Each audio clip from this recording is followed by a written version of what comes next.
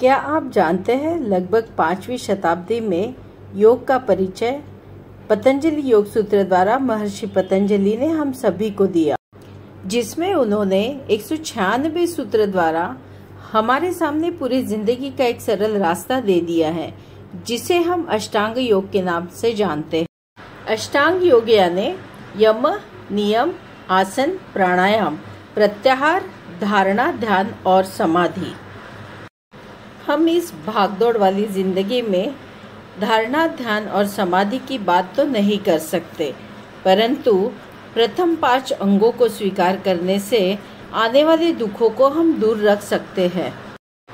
Google के अनुसार आज हमारे भारत में लगभग 63% डेथ क्रोनिक डिजीज से होती है, जिसमें 27% हार्ट से संबंधित होती है, 11% रिस्पिरेटरी सिस्टम से संबंधित होती है, 9% कैंसर से संबंधित होती है तथा 3% डायबिटीज़ और 13% बाकी बीमारियों से संबंधित होती है।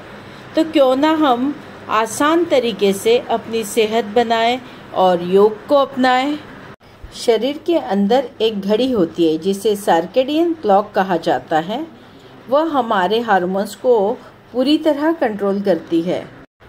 हार्मोन्स के नाम जैसे T3, T4, TSH thyroid hormone कहलाता है। मेलाटोनिन एक हार्मोन होता है जो पीनियल ग्रंथि द्वारा स्रावित होता है। जो जैसे जैसे रात में अंधेरा होता है, शरीर अधिक से अधिक मात्रा में मेलाटोनिन बनाता है और हमें नींद आने लगती है। प्रोजेस्टेरॉन और टेस्टोस्टेरोन नामक महिला और पुरुष हार्मोन भी हमारे शरीर में होते हैं।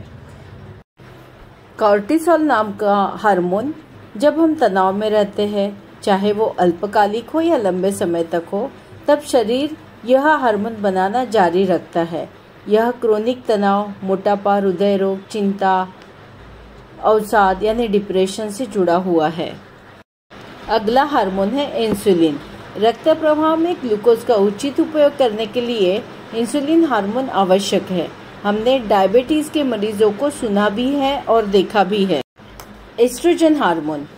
रजोनिक ऋतु के समय महिलाओं में एस्ट्रोजन का उत्पादन कम हो जाता है और यह हड्डियों का स्वास्थ्य के लिए बहुत ही महत्वपूर्ण है। इसकी कमी ऑस्टियोपोरोसिस नामक बीमारी का कारण बनती है। हमने देखा हमारा शरीर अंदर से अपना काम सही तरीके से करता रहता है, परंतु हम शरीर को समय के साथ न जोड़कर विपरीत दिशा में ले जाते हैं और हमारी अंदर की घड़ी खराब हो जाती है। तो आसान तरीकों को कैसे अपनाएं, इस पर हम चर्चा करते हैं। हमारे खाने का, सोने और जागने का समय निश्चित करें। कम से कम आधा से 1 घंटा खुद के शरीर को ज़रूर दें, जिसमें योग और प्राणायाम को शामिल करें, जो शरीर और मन दोनों को स्वस्थ रखेगा। कैफीन, शराब, नशा इनसे बचें। खासकर शाम 7 बजे के बाद पेट भर के खाना ना खाएं या हाई प्रोटीन डाइट ना लें। मौसमी फल, सब्जियां इनकी मात्रा दिन में अधिक से अधिक रखें। 6 से 7 घंटे की नींद ज़रूर लीजिए। नींद आने पर सोना और भूख लगने पर खाना तथा शरीर के ज़रूरत के अनुसार पानी पीना, यह एक अच्छा रूटीन हम सभी भागदौड़ वाली ज़िंदगी में भी रख सकते हैं। योग में सही तरीके से प्राणायाम और सूर्य नमस्कार या कुछ आसन हमें हमेशा स्वस्थ रखते हैं और शरीर में उम्र के साथ आने वाली थकान को दूर रखते हैं। जब भी आपको थोड़ा समय मिले, आप अपना ध्यान अपनी सांसों पे लगाएं। गहरी सांस लें और गहरी सांस छोड़ें। सिर्फ यही आदत हमें कई सारी बीमारियों से दूर रखेगी। इससे अधिक योग और प्राणायाम आप सीख के अपने जीवन का हिस्सा बनाते हैं तो आप एक स्वस्थ इंसान बने रहेंगे और ढलती उम्र में भी स्वस्थ महसूस करेंगे।